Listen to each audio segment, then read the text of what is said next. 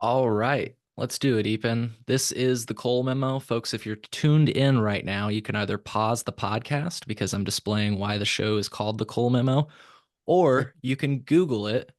My name is Cole Preston, and once again, I'm joined by Eapen today. Eapen, thank you for sitting down with me. Please introduce yourself to my audience and tell us a little bit about yourself. I am a registered lobbyist in Missouri. I'm registered in Missouri and also as a federal lobbyist. I have been in cannabis policies, both hemp and marijuana, since 2009. I would say I actually started the legalization movement here in the state of Missouri, although I don't really get credit for it, which I don't really care about. But I've been working on uh, I've worked about on just about every aspect of hemp or marijuana policy in the last 16 years that you could imagine, in at least 2 dozen states and in Washington, D.C. But I'm primarily based in Kansas City, primarily focused these days on what's happening in Missouri. But um, I am beginning to, I'll probably be Iowa, Kansas, Arkansas, a couple other states next year on a kind of a consulting strategic advising basis. And hopefully we'll also be getting out to Washington, D.C. pretty regularly as the new administration gets moving. Awesome. Yeah, and I met you in person for the first time actually in Denver, Colorado. So I Yeah, don't know if you remember that. I do. But At the MAPS conference last June, was it? yes, Yeah. yeah. And just a funny story before we get started. I dressed like a cowboy on one of those days, which some people may be familiar with because I've worn that costume a few times at this point. Anyways, I was walking to the conference center and I was like, wow, these cowboy boots were unlike that one song, these boots are not made for walking. And I see you go zooming by on this scooter. And I'm like, fuck, Eapen's a fucking genius. I'm gonna get one of those scooters. And I fucking got on the scooter, held my cowboy hat, and zoomed to the conference center. So I just thought that was a funny story to tell. Yeah, I do remember that. Yeah. So, anyways, I just want to hop in because we've talked a little bit about Missouri cannabis on the show, but you mentioned you've been involved in it for a while. So before we talk about like the paper you wrote, and maybe the paper becomes relevant at certain points, so let me know if you want me to share it at certain points. But I just thought it might be cool to rewind the tape and remind people of how we got to where we are today, which I know is a big question, but I want to give you the space for it because I'm from Illinois, I'm right next door, and I couldn't really tell you how Missouri got to where they are today. Um, so yeah, can you take the floor on that? Yeah, so I became a marijuana user in probably August of 2008. And by November, I was like, holy cow, this ought to be legal. Now I get it. I'd been aware of the issue kind of percolating for several years, but once it became something that I had a personal experience with, not just for me personally, but also for folks in my community. I was living in Columbia, Missouri at the time. I began thinking, well, we should do something. And at the time, um, we were watching what was going on in California because Richard Lee, founder of Oxford University, had put about $1.5 million of his own money into a legalization campaign. And they failed, but they failed by 47%. And I was like, surely if there's got to have been some millionaire or billionaire in California who could have, tossed a chunk of change into that thing and pushed it over the finish line.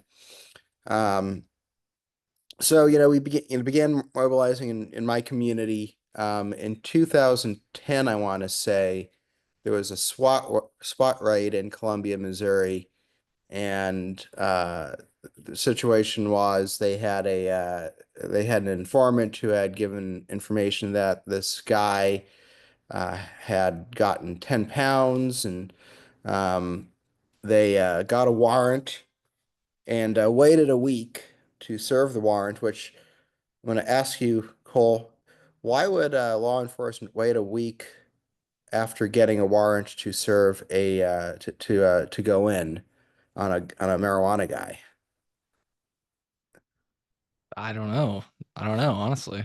It's very simple, right? When the guy gets his weed, he's got his weed, right?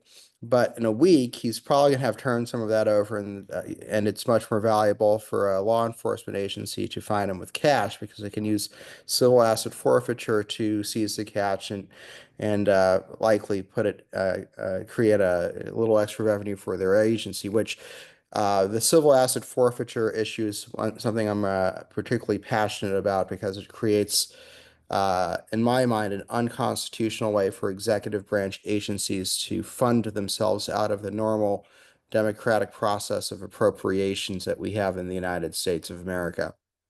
So, anyway, the SWAT raid happens, and the situation is they go in at 8 p.m. on a Tuesday night with no recon, no intel, guns blazing. The guy's kid is in the bedroom, like 5 years old. His girlfriend is there too, and they go in and kill two dogs, and they were wearing body cams, and eventually Columbia Police Department um,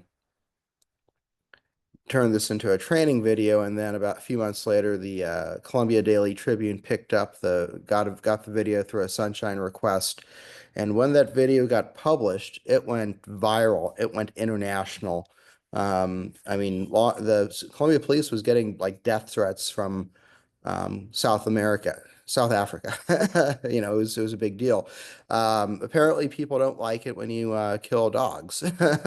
But and they didn't find any weed. Well, they found like a gram and a pipe and a grinder, and um, it was a very controversial episode in my town. And our police chief, who had just started his that's it. Yep.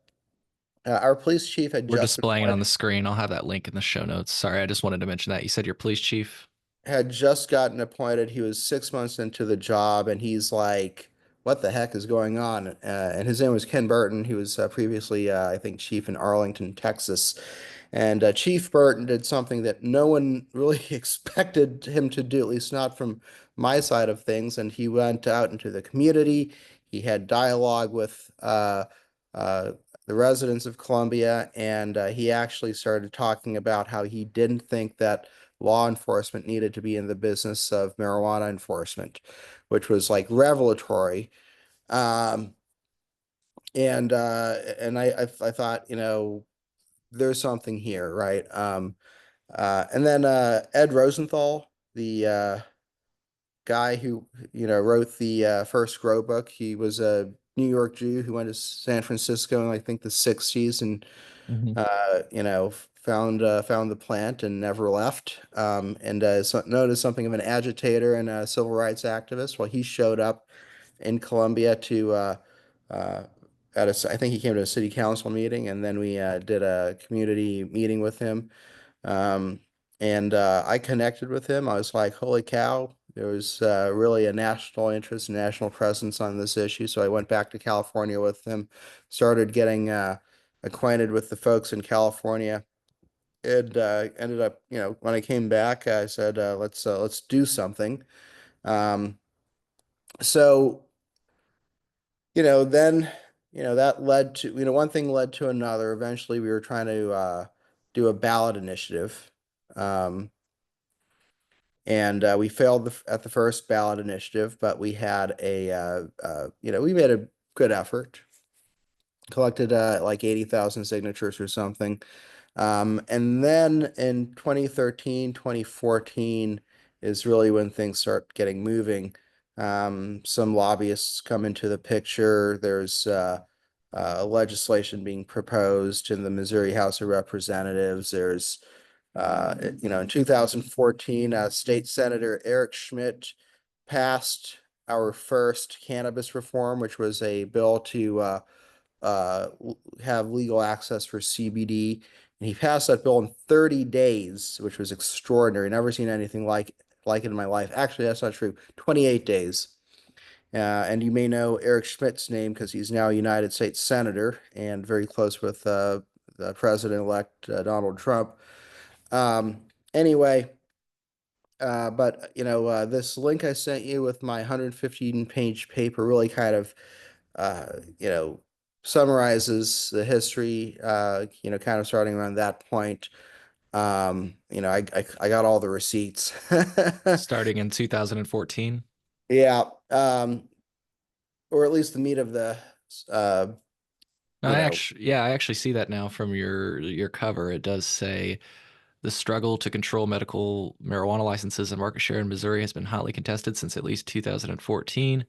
This is, yeah. yeah, so So, 2014, a number of people show up, and some big money begins peeking in.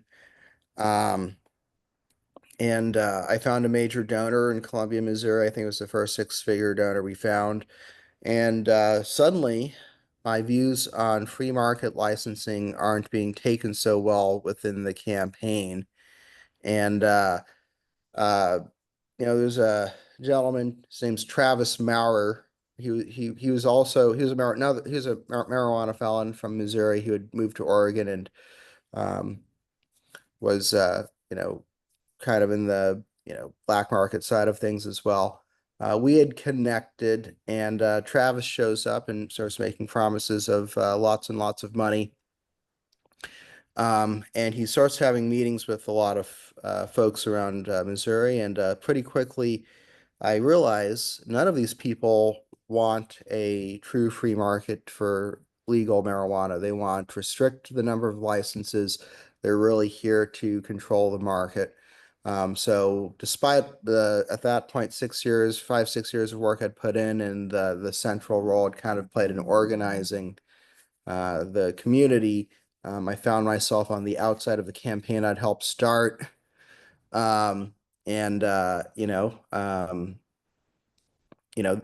back then in 2014, the campaign, and there was a memo I shared at some point in this document where they explicitly talk about how they're trying to raise money for this ballot initiative, and it has to be kind of this pay to play setup where we basically promise you a license for your political financial support of what's going to be a multi-million-dollar campaign.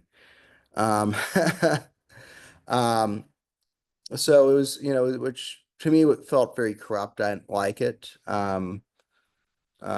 So in that year, however, in 2014, I was beginning to start making myself known in the Missouri Capitol. I'd walked into a friend of mine, Paul Kurtman's office. He was I would call him a kind of like a Ron Paul Republican. He was very libertarian minded. And I started talking to him about agricultural hemp. And piqued his interest, and next thing I knew, he had actually filed a bill. Um, so we had our first hemp legislation get filed in 2014, and um, and kind of coterminously, there was medical marijuana legislation that was also proposed, and I saw the whole corrupt process move forward. There was it was really revelatory. There was a medical marijuana bill. I want to say, by 2016, there was a medical marijuana bill that had made it to the floor of the House of Representatives. And I would say the body was probably 50-50 at that point. Um, on an up or down vote, you might have passed it, but um, you had so many bad amendments on it. Plus, it had a really crazy licensing structure where there was like, maybe 30 or maybe 30 or 50 licenses available, and you had to have millions and millions of dollars liquid to apply for it. And so even the libertarian Republicans who were supportive of legal marijuana at that point were actually voting against this bill because they're like, we want to do this, but we want to do this right. So, um, and then in 2016, there was a ballot initiative that failed to collect enough signatures. And that was really my first exposure to the kind of consultant industrial complex that we were plagued with in marijuana, right? Because you have in your state, Cole, you had a legislative effort that was successful after some time, and partly that was just simply because you don't have ballot initiatives, so everything has to go through the Yep. legislature, which has its pluses and minuses.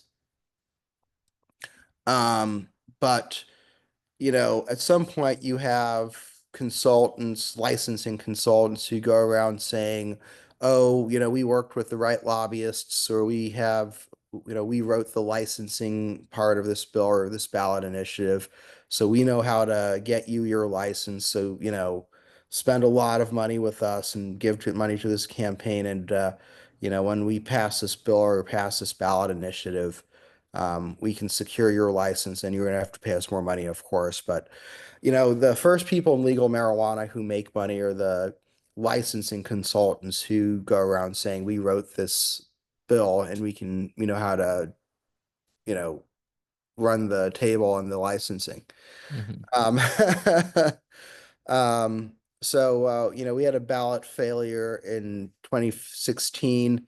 They went back to the constitutional ballot in 2018, and it was, same kind of framework. And I was telling people, hey, this whole system is rigged. I've seen this in a dozen other states at this point. Um, and it was not a popular thing for me to be going around saying. I didn't take dozens of clients for licensing like some of the consultants and lobbyists I know.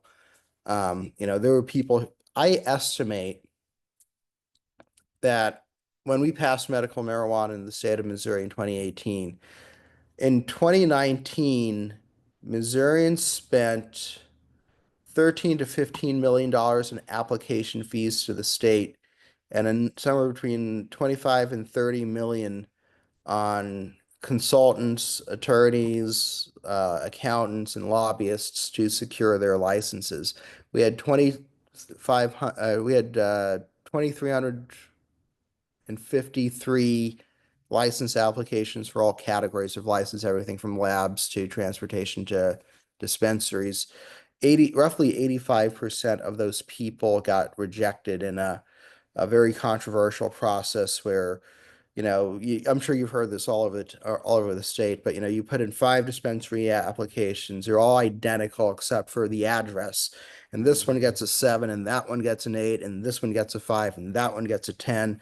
And it's like, how the hell, is what the hell is going on? There's no consistency with the scoring rubric or its application, and there's always conflicts of interests. Missouri ended up hiring a application scoring vendor who employed a lot of people who worked for marijuana companies in other states. And so actually this is another really interesting point I make in this paper I wrote, right? Is that so Wise Health Solutions, which was Missouri's application vendor. The guy who founded it was the former state regulator in Nevada, right? And he was also employed writing applications in other states, right? And his the team that he hired, yep, the team he hired, yeah, there's a whole section on Wise Health Solutions here. And the team they hired, might have been consultants or employees of marijuana companies in other states. So, like, just think of like the inherent like conflicts of interest that happens, right? If I am regulating your marijuana business and grading your applications or if I'm regulating your marijuana business in Nevada, and your company sends a application to Missouri that I'm the state contractor for grading, and then I'm writing your applications in Pennsylvania. You know, it seems like there's a few lines that are being crossed, right? But Wise Health Solutions was pretty damn there was a lot of conflicts of interest just within that group. Um, you know, the state also hired another contractor, hired the company Simplifia, um, to be the application portal that you would, you know, submit these absurdly long, licensing applications to, right? Um, and the original board of Simplify had Jay and Diane Sarkowski, Okay. Czarkos, yeah, Ki, right? Sarkowski. Yeah, look I'd them up met the though. Sarkowskis in Denver. Diane is actually originally from Kansas City. They had a company called Canna Advisors, right? So they proudly promoted their winning record in other states, and they're like, oh, we can, Diane would go around the state and she would say, oh, I helped write this ballot initiative and the licensing process. So hire Canna advisors, right? And of course, it's completely undisclosed that they were a founding board member of the Simplifia program that was the state of Missouri's application portal, right? So like, you know, it seems like if you have an inside knowledge of how the application portal works, it seems like there may be the potential for someone to play some games there, right? Maybe there's a backdoor there, but when I'm submitting 5 applications and 2 of the applications, page 5 just magically got deleted, right? Um, or all these identical 5 applications get scored slightly differently. There's probably some forensic questions I would ask about the integrity of that system. You know what I'm saying? Yeah, yeah, no, that's freaking insane. Right. And yeah, so I feel like I'm just going on and on here. No, it's okay. I enjoyed, you painting that picture. Again, the document, folks, that we've been referring to is in the show notes if you want to check it out. The section you were talking about before, if folks want to talk, find it, I think if they do a search for cannabis or campaign finance, they'll be able to find some more information on that. I noticed the section's called Campaign Finance Controversy, which is some of what we were talking about. And, I was just letting you go because excuse me, a lot of the things you were saying sound familiar. They should be. Right? This has happened in Ohio. This has happened in Connecticut. This has happened in Maryland. In 2018, I believe, maybe 19, the Federal Bureau of Investigation put out a nationwide bulletin warning of the potential for political corruption in the marijuana industry, specifically highlighting the use of bribery and other corrupt practices to solicit politicians and decision makers in the licensing process, right? And, and there's just a fundamental fact here that value creates scarcity, right? Right. And so when you, or excuse me, scarcity creates value. I apologize. I know what you meant. Yeah. Right.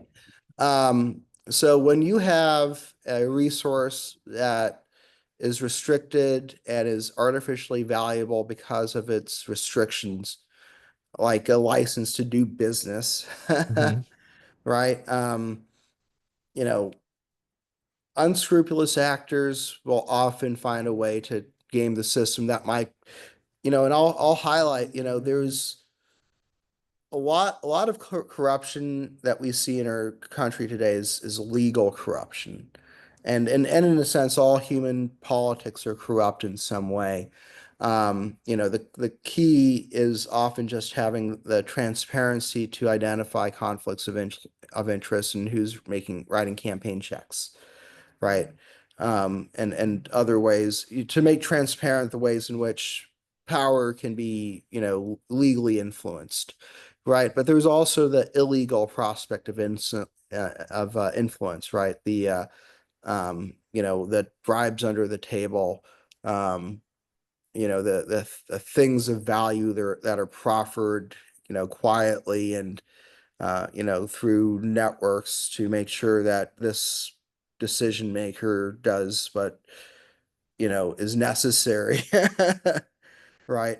So both of these things are at work here in the American marijuana licensing um, schematic, and that really is the most dangerous thing about this whole situation. Um, it turns out when we finally started seeing legal, at least state legal marijuana in the United States, the most dangerous thing about marijuana was not the risk of, you know, child access, which is, still like very small. I mean, we should do everything from a regulatory standpoint to make sure kids don't get weed or particularly edibles. Sure. Yeah. But the real risk, and this is a fundamental risk that is not necessarily well understood, or maybe the legal industry doesn't want to understand it, but the risk of governmental corruption is a far more dangerous thing, right? Right.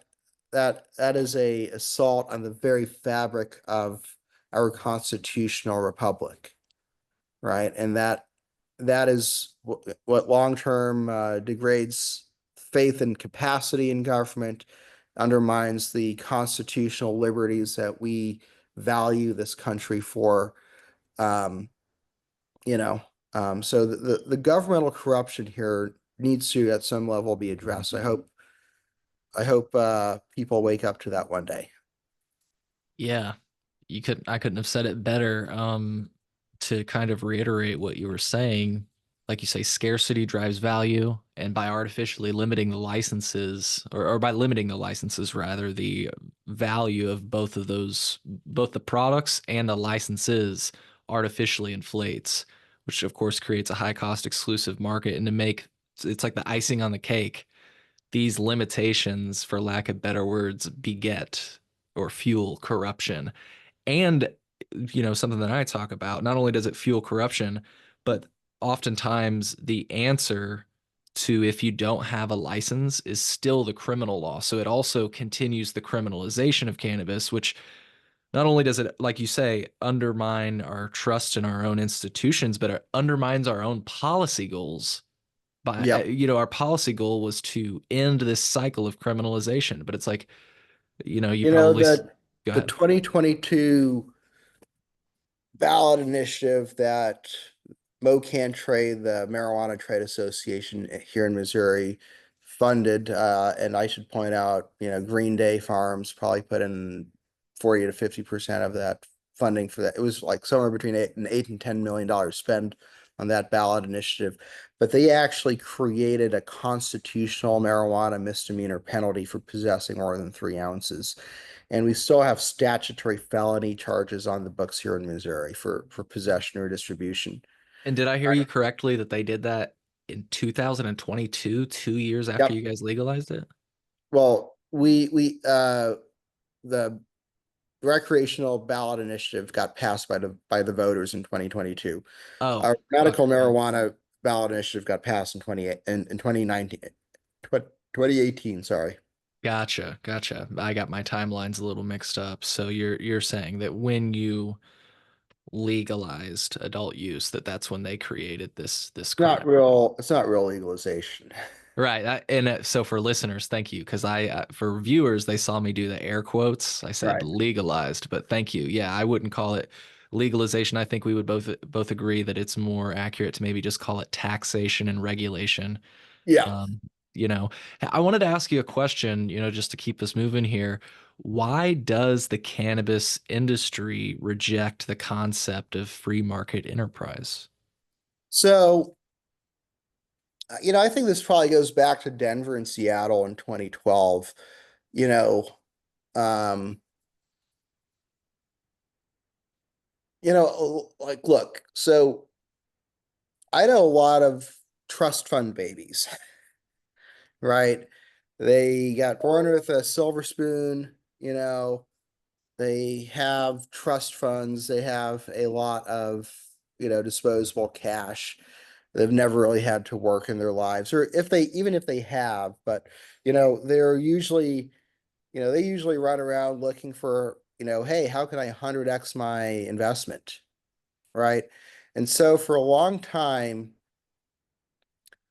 you know, like, look, if you're, we're if you had $10 million in a trust fund and you went to a nice college and you kind of like fly around and go on vacations and do investments, quote unquote, right?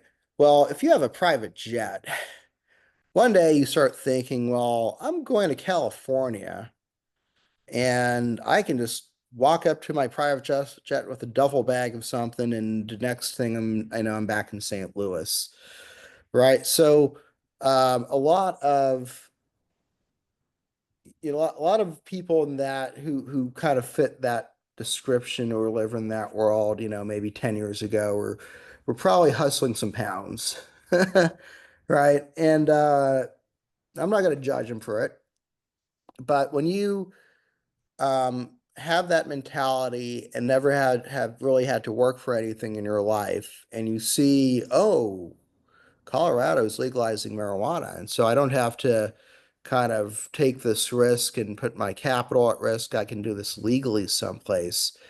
And, I made $1 million last year, with my private jet between, Santa Rosa and St. Louis. Well, I'm going to take that, $1 million and put it into buy a license, play the whole pay to play game.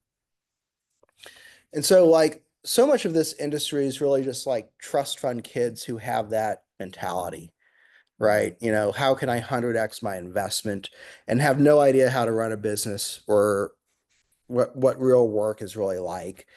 And so and they also kind of expect the system to be corrupt, and kind of the perception drives the reality. Is like, they go find their buddies lobbyists who they hang out with at the golf course, and they say, hey, me and my buddies, we can pull in 50 million.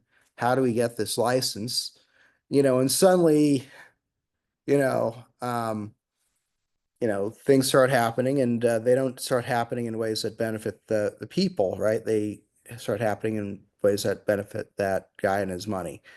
Um, so, that's really the mentality that's been pervasive in the marijuana industry for a long time, Yeah. right? Oh, we're going to make all this money with this legal dispensary, and we're going to be kings of the world, and have all the party all the time kind of mentality.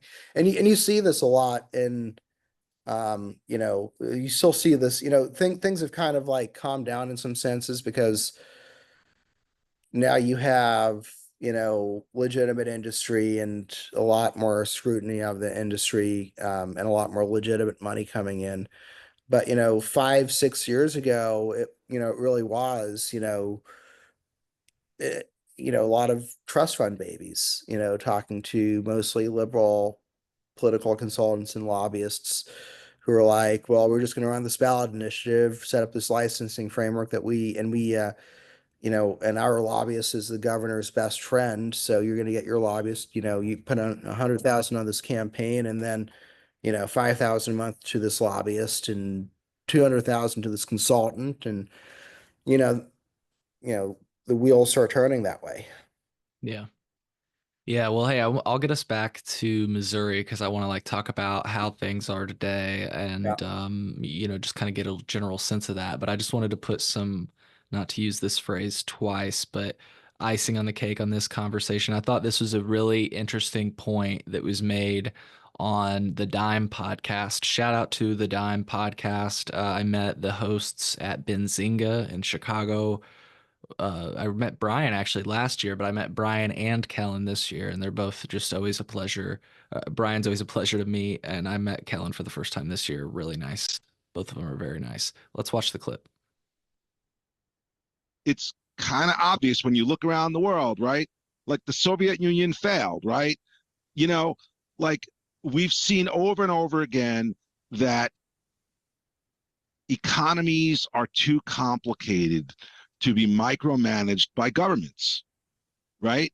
And so there was, I think, a little bit of hubris involved, right? They really thought that they could manage this industry, brand new recreational cannabis industry in New York, and create this fragmented market and help all the social equity applicants, and market forces be damned. Well, what happens when you say market forces be damned? You end up with thousands of illegal stores. I mean, those thousands of illegal stores, they weren't there 5 years ago, right? They grew up under this statutory structure. They are the product of this statutory structure because it took so long, and the process has been so derailed in rolling out retail stores. We still only have 120. So that was a little New York specific, but you can hear, kind of the overlining points why I brought that up. Any thoughts on that? I thought it was a really interesting perspective. That is exactly right. There's a reality here that policymakers don't deal with, which is that this market space and all of its nuances and all of its tentacles is driven fundamentally by consumer demand, right? And where governments and corrupt relationships with or corrupt processes of laws being passed and restrictions being created. I mean, inevitably, you're going to create such. I mean, look at how poorly the cannabis market is being run in California, right? This is a state we passed Prop, a 215 in 95 Yeah.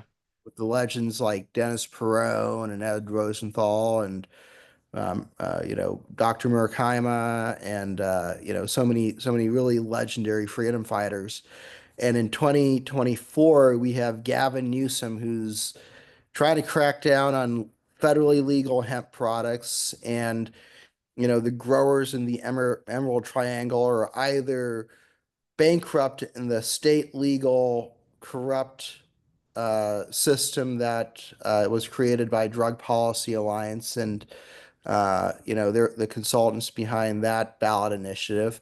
And I have to imagine there's still a robust market. I would imagine, uh, California still probably supplies 70% of the nation's weed, regardless of what states have legalized it. Because, I mean, you think about like Missouri, I mean, you got $300 ounces at most dispensaries, right? But if you got a buddy in California, you could probably pick up that pound on the street in California for, 800,000 bucks, right? You bring it back to Missouri, you probably double its value immediately, if not triple, right? And Right. as long as there's that gap between supply and demand, someone's going to fill it.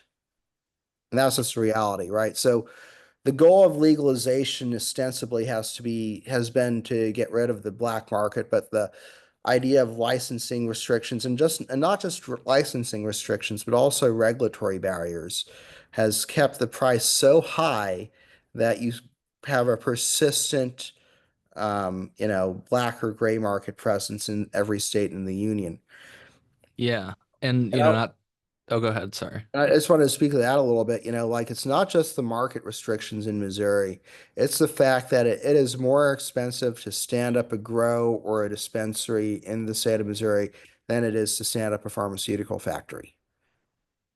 A fully certified GMP compliant, ISO compliant, pharmaceutical manufacturing facility is cheaper to stand up in the state of Missouri than a regulated marijuana grow. Yeah. That's insane. Yeah, it is. It is cheaper for me to start a drug company and manufacture fentanyl and distribute it under federally regulated, in a federally regulated market than it is for me to start up a state legal marijuana grow and penetrate the market. Right. And one of the points you made that I don't think like I've gone back and forth. I need to bring it up again just because I love a good argument or debate. With the folks at SAM, they'll say, well, the black market continues, even after legalization in Colorado. And I'm like, yeah, because it's a green state in a sea of, let's call it, yeah, no market, no legal market state. So it's like, of course there's going to be some that bleeds out again, as you said earlier. Supply, I mean, you didn't say this exactly earlier, but we were basically conceptually talking about this.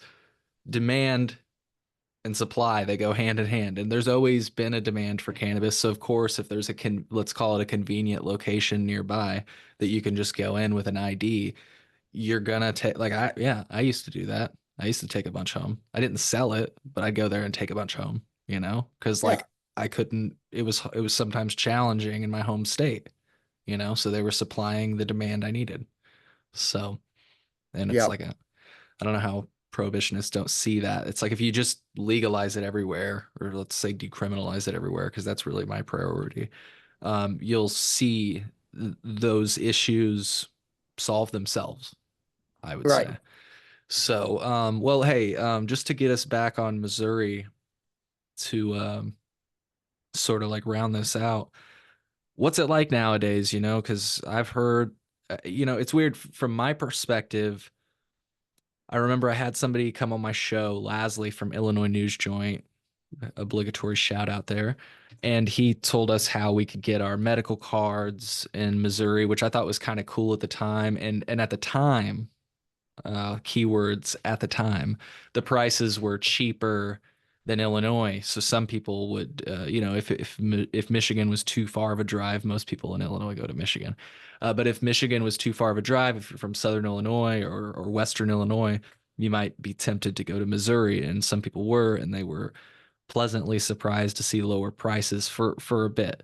But then I heard when you went adult use that the prices like sort of raised, and I'm just curious, what are things like nowadays with like the market, pricing, consumer experience? Well, I'm not the best person to ask about all those questions. I mean, prices are persistently high. Okay. Um, but I think we're hitting, so the industry right now is about 4 years old. And so what's happening right now is a lot of people are figuring out that finally, because of 280E and other barriers to actually making a buck in the market, a lot of people are finally trying to figure out how to sell, right? Because, like I said, this market, 5, 6 years ago, in any city you went to, it's all trust fund babies trying to 100x their dollars. And what they didn't realize was, A, it's really hard to actually, um, business is actually really hard. It doesn't matter if you're in a legal business or an illegal business, or if the margins are high. There's an infinite number of ways where people who don't know how to do business can screw up a good thing, right? Plus, with the 280E, you can't deduct your business expenses. Plus, kind of a self-inflicted wound here. Like I said, the regulatory costs of compliance were so high that it is, making an honest dollar is hard. So you have a lot of like scandals, like, lab testing that is giving, vendors the results that they're looking for rather than actually what's in a lot of, remediation of mold or bacterial contamination. A lot of spraying of terpenes on, plants that, um, weren't correctly taken care of. Um, so the market continues to be in flux. I think it's saving grace is that we have home grow here. Now, the big upside here is obviously that federally legal hemp is Just in gonna the ask about that. market. Yeah. Right. So I represent essentially all of Missouri's hemp industry right now. American Shaman out of Kansas City and Pinnacle Hemp out of Joplin are two of the biggest manufacturers. So right now we're fighting proposals from the marijuana industry to just put us out of the market. We've beaten them for 2 years, but I think, and I got to shout out Stephen Bush, son of Augustus Bush out of St. Louis, the beer family. Well, Stephen, in January onboarded a dozen low-dose hemp-derived THC beverages into his distribution portfolio. He's been in the beer distribution business for, 17, 18 years. And he stepped up to the table and helped. We built a strong coalition over the last 2 years of several different trade associations, from everything from mass market retail to beverage manufacturers and distributors. And Stephen really stepped up for us and helped us prevent legislation from passing that would ban hemp in Missouri. And, the consumer side of this is gone to hemp, right? You can get THC flower that's just as good as marijuana in, in any little smoke shop. You got, half a dozen, maybe a dozen of, these THC derivative molecules that are, um, you know, have specific needs with specific constituencies, but give, the consumer a lot more choice than what you see in a marijuana dispensary. And then the low dose THC beverages are really hitting the mass market in profound ways that people don't understand right now. But, the goal of marijuana legalization was to, or one of the thoughts that we had, a decade ago in the marijuana space was, you know, consumers want this, but we got to socialize it. So this is something that consumers want in, mass market, situations, that when the stigma is truly broken down and this is available as kind of just something else that you have in everyday consumers' lives, right? And I think the low dose beverage space for hemp derived THC is where that is going to come from.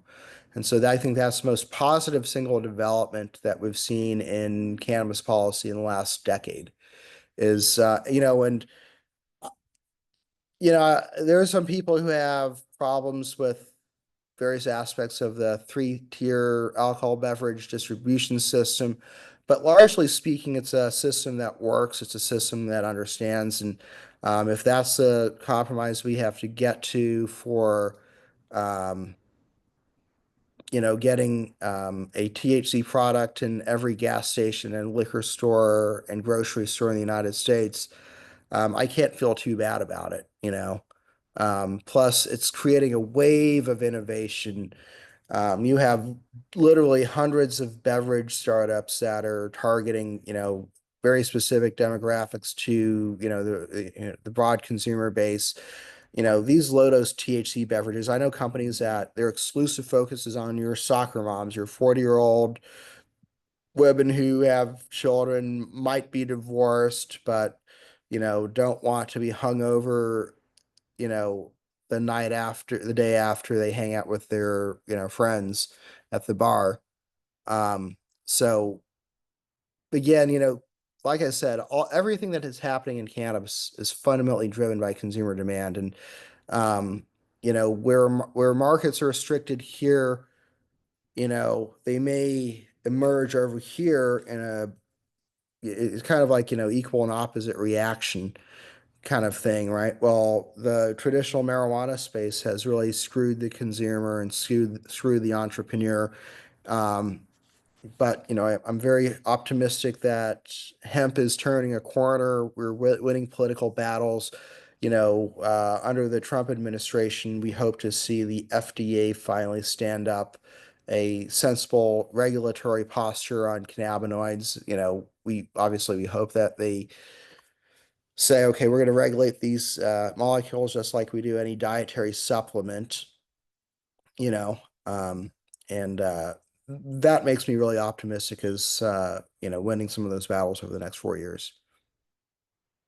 Yeah, what you had to say about hemp drinks, I couldn't have said much better. And it's just like, I didn't think about that idea that it really accomplishes one of the main goals, which was normalization, of cannabis use. And what better way to do that with drinks? And I've even heard from Adam Terry from Yep. Cantrip Drinks that Hand trip is phenomenal. if it weren't for this door being, let's just say, blasted open by the 2018 Farm Bill, that let me just say that cannabis drinks used to suck. How about that? Yeah, dude, I remember in Denver in 2012 when I drank a can of what was it? Troy Dayton's brand, Dixie Elixirs. Okay, yeah. And I drank a bottle of that and passed the heck out because it was like 100 milligrams and it was pretty intense, you know what I'm saying? And Hmm. my idea of normalization used to be walking around on a street, down the street in downtown Kansas City or Columbia or wherever with a lit joint and, just broadcasting it. But the fact is, that's a terrible strategy. People are never gonna, No. some people are always gonna hate the smell of weed, right? Uh-huh. And I can't hold that against them, Sure. right? But these low dose THC beverages, that are 2 to 5 milligrams, like Can Trip or Cycling Frog, um, or probably the biggest beverage manufacturer here in Missouri is Mighty Kind. Um, Or I have to give a shout out to one of the sponsors of the show, riverbluffcollective.com, who has a cannabis license in the state of Illinois, but also participates in hemp. They have high dose and low dose drinks. I had to get the plug in respect, somehow. yeah, So respect. riverbluffcollective.com if you want their edibles, drinks, tinctures, and more. Anyways, you were listing off, the different people that have gotten in. Yeah, so these low dose hemp-derived THC beverages are going to normalize THC consumption for Americans. And Um, I and wanted to, not just in your soccer moms, but in your biker bars, in your recreational music venues, um, anywhere where people like to kick back and and take a six pack and have a good time. That's where you're going to find a THC product here in 2 years. yeah, at the VFW. I interviewed the VFW in Missouri that had My friends John Grady and Annie Sandfield. yeah, you helped me line that up. So thank you. But I was just gonna say that, the same people that seem to be like calling out hemp, like I have to wonder, since you brought up 215, if they were the type of people that were like, they say it's medical use, but people just say they have migraines and are getting it. So it's not actually medical use. The point I'm making is like they say their argument is they say we thought hemp was supposed to be industrial only.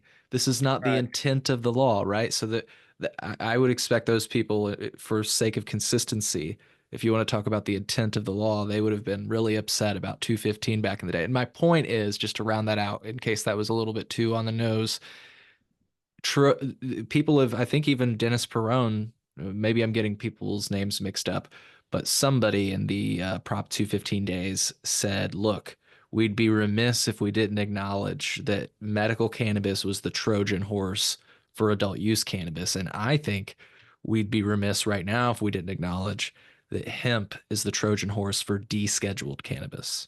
I agree with that. You Yeah. know, you think about Jack Herrera and his legacy and the legacy of Dennis Perone, man. Just what great Americans, what true freedom fighters. And these are people who are much more liberal than I am, but they truly cared and they truly understood the idea of American freedom, and they did more than almost anyone in the last 50 years to really advance that cause. And um, because at the end of the day, the values that we should be looking to are American constitutional freedoms, right? And individual choice. And, at the end of the day, the role of the government is to protect our rights, right? That's the role of the government. That's the only proper role of government, is to protect our rights. Yeah, they don't do a great it seems like they redefine the rights in a lot of ways, just to kind of again round out the Missouri talk. Like Yeah. one of the problems I have with Missouri, like you say, at least you have home grow, but yeah, the thing about your home grow is, if correct me if I'm wrong, you got to sign up for a registry, Oh right? yeah. Now, look, we don't have well, we do have home grow in the form of medical cannabis, which is a registry, right? So that's how they know who's able to and not able to grow at home.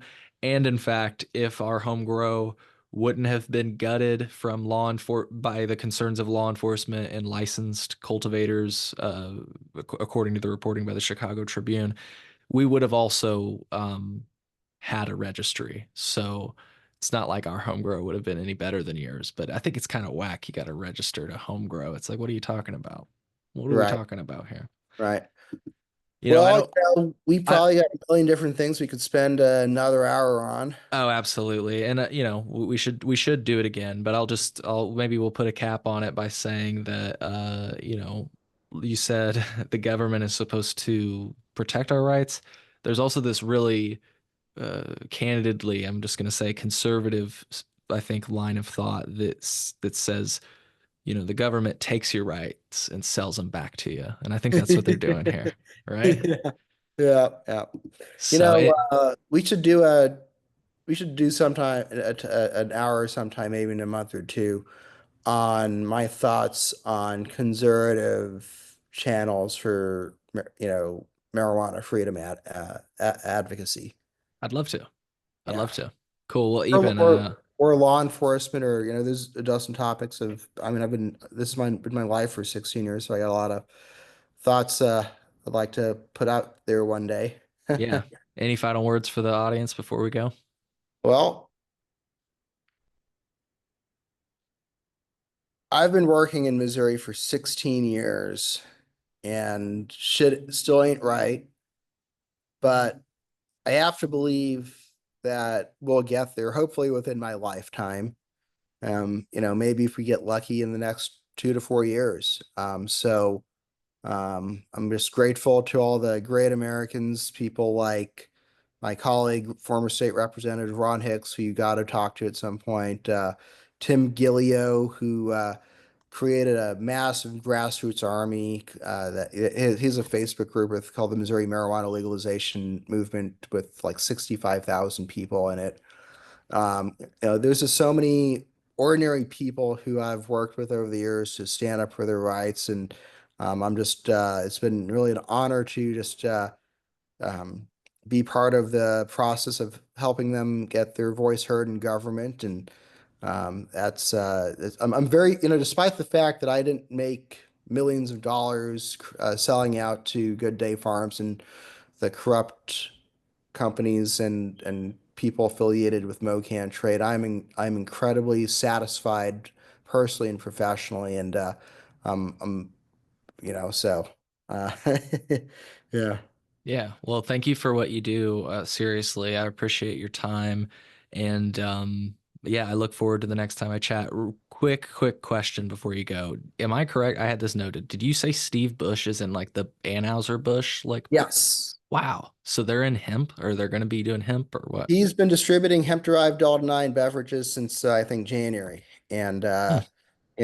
obviously he has a well-known name here in Missouri. And I don't think I've met a Bush before, but um, all my expectations were far exceeded.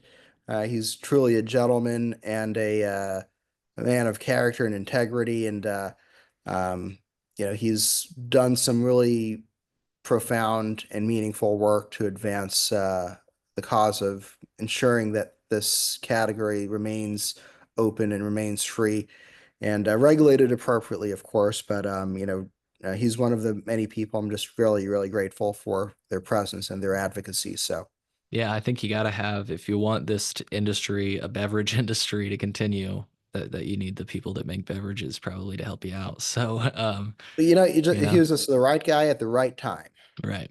Well, Yeah. anyways, hey, thank you again. And folks, we'll see you on the next episode of the Cole Memo. Take care.